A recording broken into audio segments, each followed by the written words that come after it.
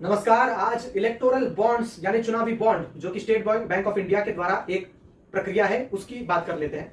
बहुचर्चित विषय है और असंवैधानिक भी ठहर चुका है अब तो। इलेक्टोरल बॉन्ड्स यानी एक ऐसी प्रक्रिया जिसके जरिए कोई भी भारत का व्यक्ति भारतीय चुनावी पार्टियों को फंडिंग कर सकता है। इसको अगर आसान शब्दों में समझे तो अगर मुझे किसी पॉलिटिकल पार्टीज को फंडिंग करनी है तो मैं एसबीआई द्वारा इलेक्टोरल बॉन्ड्स को एक कीमत में खरीदूंगा, जो कीमत एसबीआई अपने यहां पर जमा कर लेगी और जिस पॉलिटिकल पार्टी को मैंने फंडिंग किया है वो पॉलिटिकल पार्टी इस बॉन्ड को एनकैश कर सकती है और उसका लाभ ले सकती है। यह है इलेक्टोरल बॉन्ड। अब इसको असंवैधानिक क्यों ठहराया और भारतीय जनता पार्टी इसमें कटघरे में क्यों अटक गई है और क्यों उनकी सिरदर्दी बढ़ गई है, ये इस वीडियो में चर्चा करेंगे। 2018 में आए इलेक्टोरल बॉन्ड्स को भारत की सुप्रीम कोर्ट ने असंवैधानिक इसलिए ठहराया है कि किस व्यक्ति ने कितना पैसा जमा किया, वो पैसा उनके पास कहां से आया, इतने बड़े अमाउंट का इंफॉर्मेशन एसबीआई क्यों नहीं साझा करती, इसके ऊपर एसबीआई को फटकार लगाई।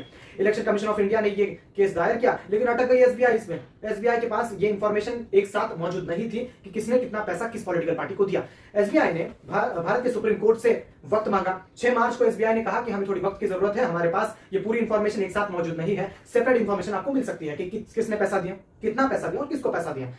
भारतीय सुप्रीम कोर्ट ने एसबीआई को फटकार लगाते हुए कहा कि अगर भारत का इतनी बड़ी बैंक के पास भी इतने इंफॉर्मेशन रखने की व्यवस्था नहीं है तो इसमें कोई अर्थ नहीं। सुप्रीम कोर्ट ने एग्रेसिव रुख अपनाकर भारत के एसबीआई बैंक को चुनावों की तारीखों के ऐलान के पहले इस पूरी जानकारी को साझा करने के लिए बहुत एग्रेसिव रूप से कहा। तो एसबीआई ने दो पेनड्राइव के जरिए एनक्रिप्टेड इंफॉर्मेशन के जरिए सेपरेट इंफॉर्मेशन सुप्रीम कोर्ट को दी। अब इसमें से बाहर आए हुए इंफॉर्मेशन बहुत ही चौंकाने वाली है। यहां पर बहुत बड़ी बड़ी पॉलिटिकल पार्टीज को हजारों करोड़ रुपए के फंडिंग इलेक्टोरल बॉन्ड्स के जरिए किए गए हैं। इसमें टॉप पर बीजेपी, टीएमसी, कांग्रेस जैसी पार्टियां और उसके बाद समाजवादी पार्टी, बीआरएस और तमाम पार्टियां मौजूद हैं। अब इसमें से आई इंफॉर्मेशन के अनुसार सेंट मार्टिन नामक जो बिजनेसमैन है, जो गेमिंग कंपनी और लॉटरी बाजार को ओन करते हैं, इस व्यक्ति ने उनके ऊपर जब ईडी और सीबीआई के केसेस चल रहे थे, मनी लॉन्ड्रिंग के उन पर केसेस चल रहे थे, 400 करोड़ रुपए उनके जब्त कर दिए गए थे। उसके ठीक 1 महीने बाद इन्होंने 100 करोड़ रुपए इलेक्टोरल बॉन्ड्स से खरीदे और फंडिंग की है। इसकी इंफॉर्मेशन एसबीआई ने ईडी, सीबीआई या फिर सुप्रीम कोर्ट को नहीं दी कि ऐसे व्यक्ति ने जिसके ऊपर केस दायर है, ऐसे व्यक्ति ने हमें फंडिंग की है। दूसरी बात, सेंट मार्टिन के बेटे खुद बीजेपी में शामिल होने के लिए विलिंग भी है, वो इच्छुक है। और तीसरी ये बात कि उनकी जो पत्नी है वो कोयंबटूर में प्रधानमंत्री मोदी जी के साथ स्टेज शेयर कर रही थी। इसका मतलब क्या, भारतीय जनता पार्टी को यह पता नहीं था कि उनके साथ स्टेज शेयर करने वाले व्यक्ति के पति मनी लॉन्ड्रिंग केस में अटक गए हैं? और क्या 400 करोड़ रुपए जिसके जब्त हो चुके हैं ईडी के जरिए, वो व्यक्ति 100 करोड़ का फंडिंग करता है इलेक्टोरल बॉन्ड्स के जरिए किसी एक पॉलिटिकल पार्टी को, XYZ, जिसका नाम अभी तक कॉन्फिडेंशियल रखा गया है। और दूसरी बात, ये बात ईडी और सीबीआई और सुप्रीम कोर्ट को बताई नहीं जाती एसबीआई के जरिए। इस पूरी इंफॉर्मेशन को गोपनीय रखा जाता है। यही वो कारण है जिसकी वजह से भारतीय सुप्रीम कोर्ट ने इस पूरे विषय को संज्ञान में रखते हुए, ध्यान में रखते हुए इलेक्टोरल बॉन्ड्स को असंवैधानिक, अनुचित और अवैध ठहरा गया है।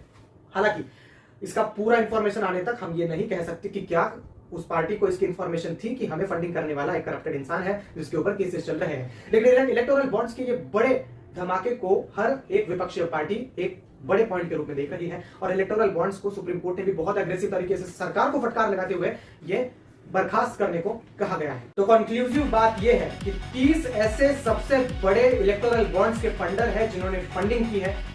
अब फंडिंग करने वालों में से 15 ऐसे लोग हैं जिनके ऊपर ईडी, सीबीआई या फिर सेंट्रल एजेंसीज की केसेस चल रही हैं। बहुत ऐसे लोग हैं जिनके ऊपर मनी लॉन्ड्रिंग की केसेस है। और ऐसे व्यक्ति होने के बावजूद भी अगर ये फंडिंग कर सकते हैं तो सीबीआई ऐसी इंफॉर्मेशन गोपनीय क्यों रखती है?